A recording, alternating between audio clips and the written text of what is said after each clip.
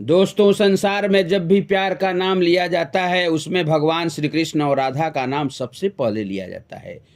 प्रेम बल्कि प्रेम की परिकाष्ठा का अंदाज इस बात से लगाया जाता है कि राधा का नाम श्री कृष्ण से पहले लिया जाता है।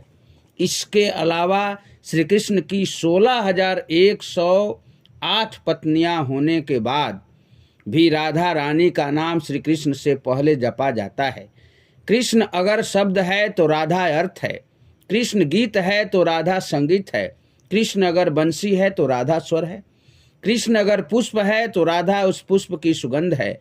राधा कृष्ण जी की शक्ति है, वे दोनों एक दूसरे से अलग है ही नहीं। श्री कृष्ण के जीवन में राधा प्रेम की मूर्ति बनकर आई है। जिस प्रेम को कोई नाप नहीं सकता, उसकी आधारशिला राधा जी ने ही रखी थी। संपूर्ण ब्रह्मांड की आत्मा भगवान श्री कृष्ण है और श्री कृष्ण की आत्मा राधा है। मनुष्य जब आत्मा को नहीं देख पाया तो राधा को तो देखने का सवाल ही उत्पन्न नहीं होता। राधा जी रहस्य थी और रहेगी। आज हम आपको एक रहस्य को बताने जा रहे हैं जो सुनकर आप लोगों को हैरानी होगी।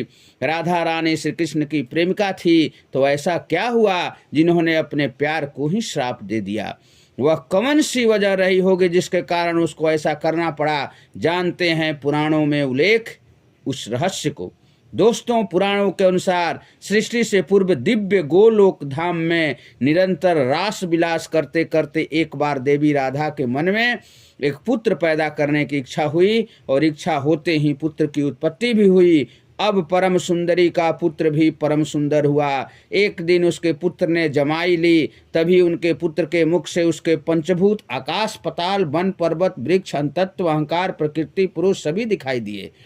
उसके मुख में ऐसी अलाय बलाय देखकर देवी राधा रानी को बहुत बुरा लगा। उन्होंने मन ही मन सोचा कि कैसा विराट बेटा हुआ है। उन्होंने उसे जेल में रख दिया। वही बेटा विराट पुरुष हुआ, उसी से समस्त ब्रह्मांड की उत्पत्ति हुई।